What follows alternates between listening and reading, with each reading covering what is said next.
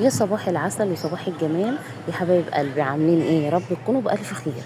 تعالوا بقى النهارده نعمل طبق حلو وهيأكلنا وهيشبعنا وهيبقى زي العسل.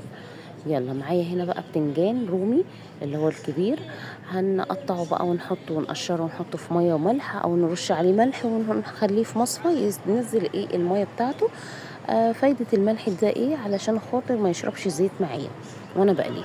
معايا معلقه ونص من الثوم، ومعايا 5 حبات طماطم، ومعايا ملح وفلفل وكمون، وحته لحمه مفرومه لو عندك والله، وبتبقى جميله كمان من غير اللحمه عادي بتمشي برضه. حله بقى حلوه كده ومعايا فيها معلقه من الزيت، وهننزل على طول باول حاجه معايا بالثوم. الثوم بقى هنشوحه تشويحه حلوه كده، وما ياخدش ما يغمقش معايا، انا مش عايزه اللون التوميه تغمق، يا دوبك بس تصفر كده وتدبل معايا. وبعد كده على طول هنزل ب الطماطم بتاعتي. طبعا الكميه بتاعتك على حسب كميه البتنجان اللي انت بتعمليها بتحطي الطماطم. انا هنا كانت مثلا حوالي بتنجانيه كبيره، حطيت عليها 5 حبات من الطماطم. انا ولا بحط عصير طماطم ولا اي حاجه، الطماطم دي هتشوفوها دلوقتي هتتسبك وهتبقى عامله زي عصير الطماطم وبتبقى طعمها خفيف كده وحلوه. ننزل بقى بحبه ميه كده ونغطي عليها لحد ما ما تدبل كده وتتسبك شويه.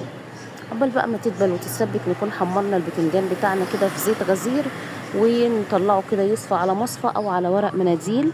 تمام. ونقلي بقى البتنجان والفلفل اللي احنا مقطعينه رومي، عايزه تحطي فلفل حامي مفيش مشكله.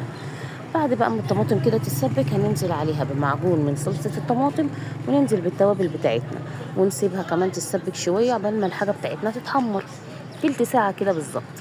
بعد بقى ما الصلصه بتاعتنا تتظبط كده وتتسبك، ننزل بقى بالبتنجان بعد ما نكون قليناه هو والفلفل، ناخدهم تقليبه كده في الصلصه ونغطي عليهم، نسيبهم بقى البتنجان كده يتشرب من تسبيكه التوم كده، ويبقى خلاص يعني طري، هو كده كده مستوي، احنا مش هنعجنه يعني او حاجه، هو بس هنخليه بس يشرب شويه من التسبيكه.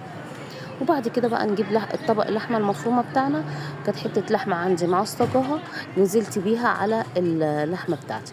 نقلبهم بقى ونسيبهم مثلا كده، نوطي عليهم على نار هاديه، نغطي عليهم بقى لمدة تلت ساعة كده يتسبكوا شوية مع بعضيهم. وبعد كده بقى اغرفي احلى طبق مسقعة. ايه رأيك بقى؟ الشكل طبعا بيتكلم عن نفسه، ولا اقولك ايه على الطعم والريحة؟ تحفة. محمرنا بقى شوية بطاطس وعملنا خيار مخلل، انا كنت عاملاه في البيت، هنزل لكم طريقته ان شاء الله في فيديو تاني.